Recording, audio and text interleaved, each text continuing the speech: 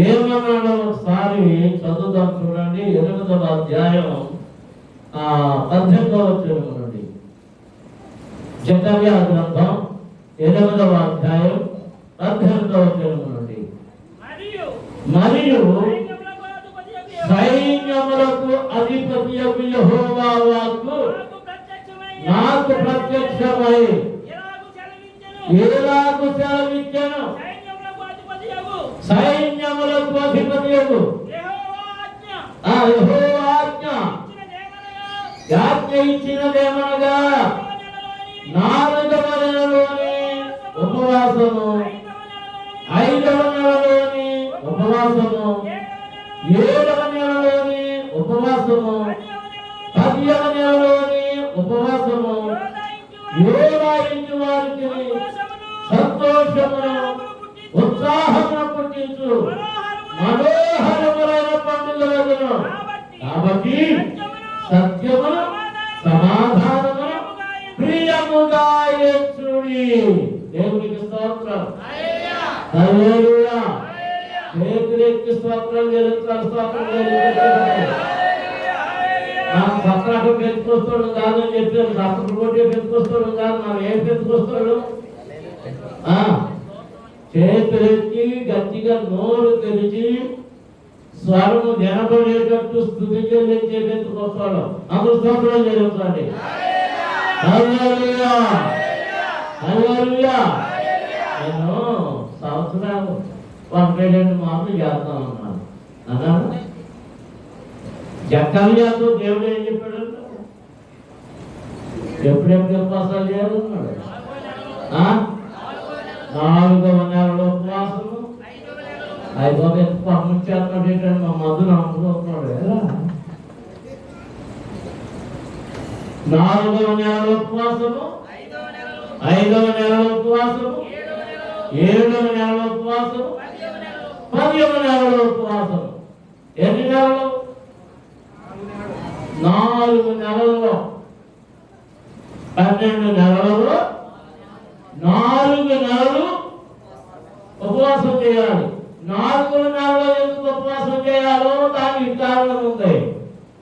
5వ నెలలో ఎందుకు ఉపవాసం చేయాలో దానికి కారణం ఉంది. 7వ నెలలో ఎందుకు ఉపవాసం చేయాలో దానికి కారణం ఉంది.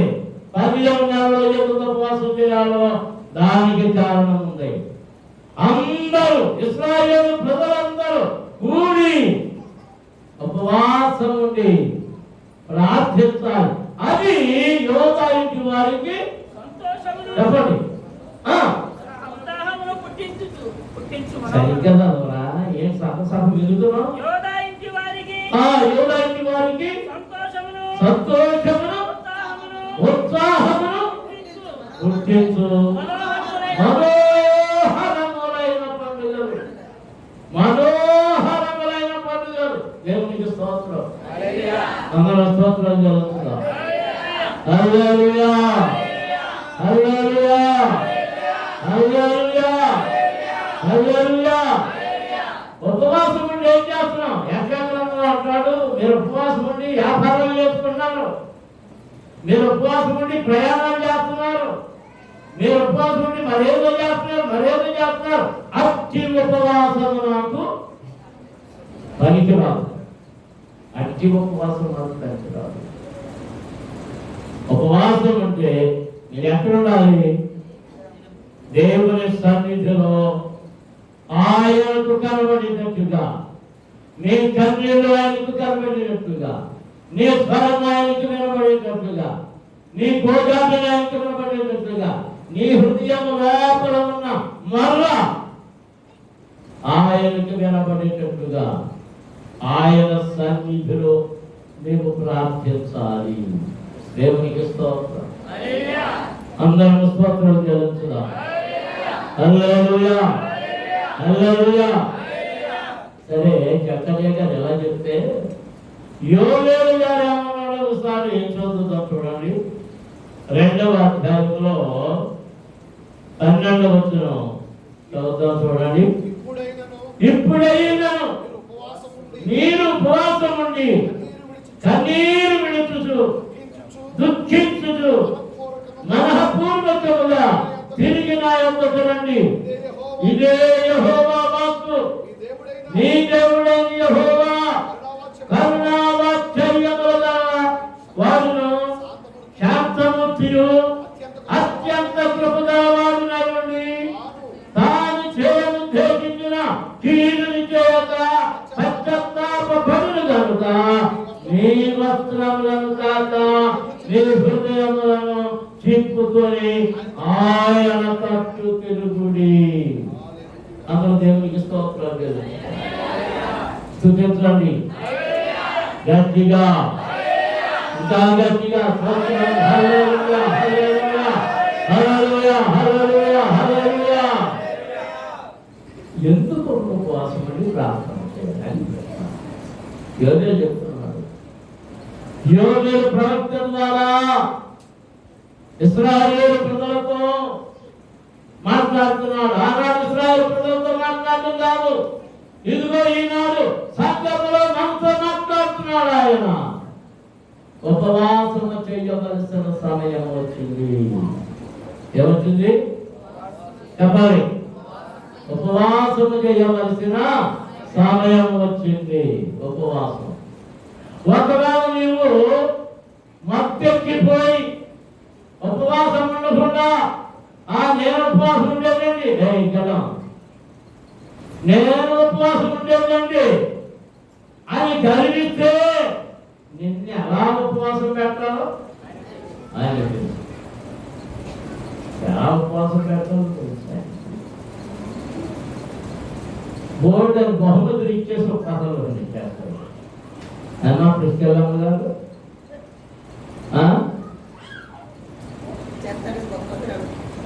ఏంటో అనుమానం. ఇద్దరు కలిసి మాట్లాడుతారు ఫ్రెండ్స్ ఇద్దరు. దేవునికి స్తోత్రం. హల్లెలూయా. సంఘం ఎందుకు ఉపవాసం ఉండాలి అది నేను జ్ఞాపకం చేసి దేవుని సంక్రాంతి తర్వాత జ్ఞాపకం చేస్తాను. కానీ ముందు ఈ మొదటి అధ్యాయంలో మొదటి నుంచి చదువుతాం. యోవేలు గ్రంథం మొదటి అధ్యాయం మొదటి నుండి. బెతూయేలు కుమారుడైన యోవేలునకు ప్రత్యక్షమైన యెహోవా వాక్కు పెద్దలారా ఆలకించుడు. దేశపు కాపురస్తులారా మీరందరూ చెవియొగ్గుడి. ఇలాంటి సంగతి ఈ దినములో గాని మీ పితరుల దినములో గాని జరిగినదా? ఈ సంగతి తెలియచేయండి, మీ బిడ్డలకు తెలియచేయండి. వారు తమ బిడ్డలకును ఆ బిడ్డలు రాబోవు తరము వారికి తెలియజేయరు. మీ బిడ్డలకు మీరు తెలుసుకోవాలి, మీ బిడ్డలకు తెలియజేయాలి, మీ బిడ్డలు వారి బిడ్డలకు తెలియజేయాలి. అంటే ఎవరు? ఎవరు? మనం ముదిమనము రాబోయే తరములన్నీ తెలుసుకోవాలి. గొంగళి పురుగులు విడిచిన దానిని మిడతలు విడిచిన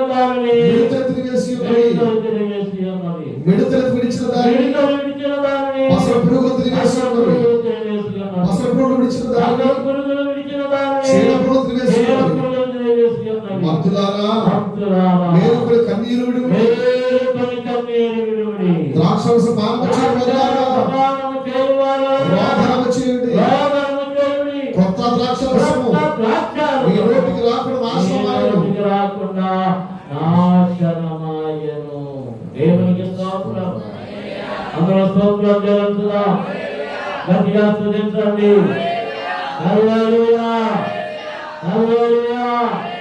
మీరు మత్తులైపోయారు. మత్తులైపోయి నిద్రపోతున్నందు చేత ఏ పంట నాశనమైంది చెప్పండి. నేను చెప్పను. ఏ పంట నాశనమైంది?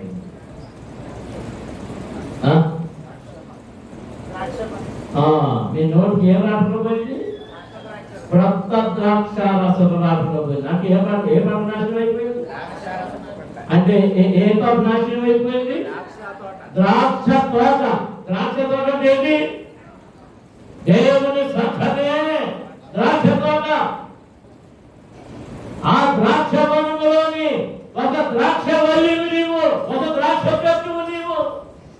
నీవు ఫలించాలి, ద్రాక్షలు ఫలించాలి, ద్రాక్షలు కాయాలి. దేవునికి స్తోత్రం. అందరూ స్తోత్రం చెల్లించుదాం.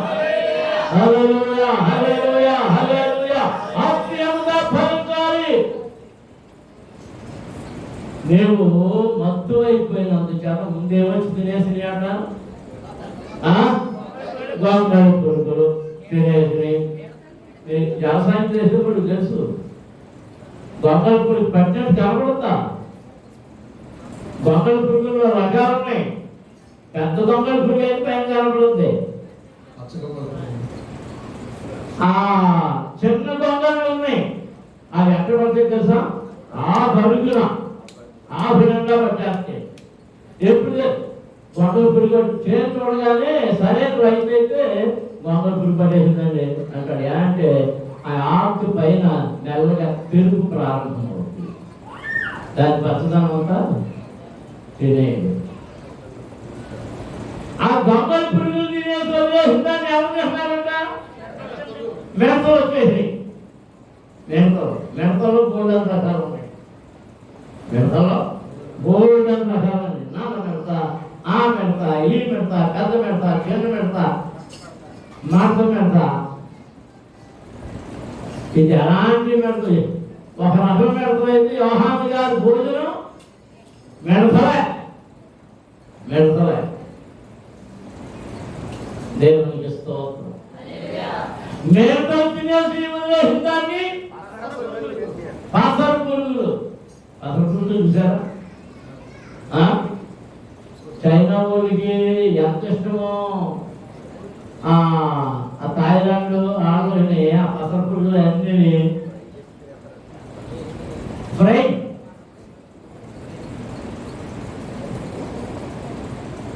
అమెరికా వెళ్ళినప్పుడు అమ్మగారు నేను చైనా మార్కెట్కి వెళ్ళాం. చాలా స్పీడ్గా మార్కెట్ చూడాలంటే అమ్మగారు చాలా ఇష్టం కదా. ఎందుకు చైనా మార్కెట్ ఎందుకు నేను అక్కడికి అన్నాడు. ఎవరు చూద్దాం అంట. మాకు ట్రాన్స్లేటర్ రావడం ఉంది, గ్లోరియా అని. ఆవిడ కొంత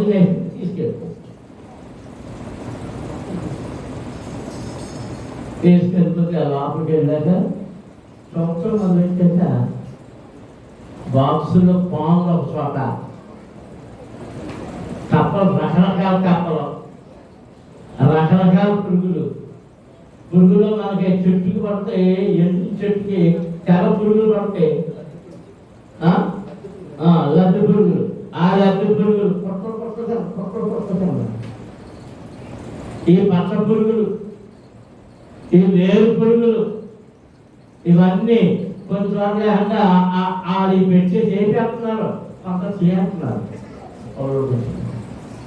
అయ్యి బాగా వెళ్ళిపోతాం.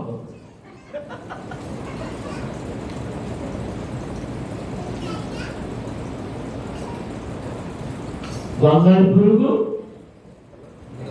మిడతలు, పసర పురుగు, చీడ పురుగు, ద్రాక్ష వనమును పాడు చేసే పనికి మారినవి నీ ఆత్మీయ జీవితమును నాశనం చేస్తాయి.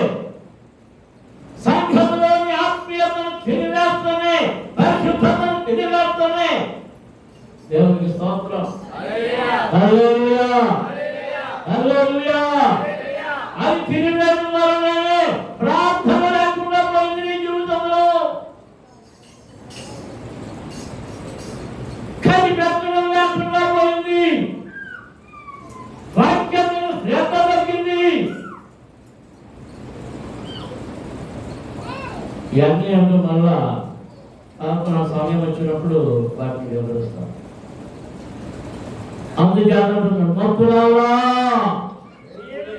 మేలుకొని దేవునికి స్తోత్రం. మనం మేలుకొని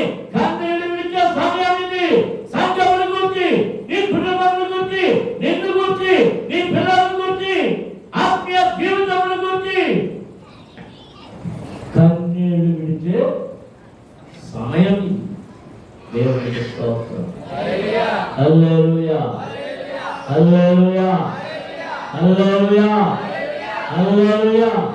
శ్రద్ధ కలిగి దేవుని సన్నిధిలో కనిపెట్టాలి. దేవునికి స్తోత్రం.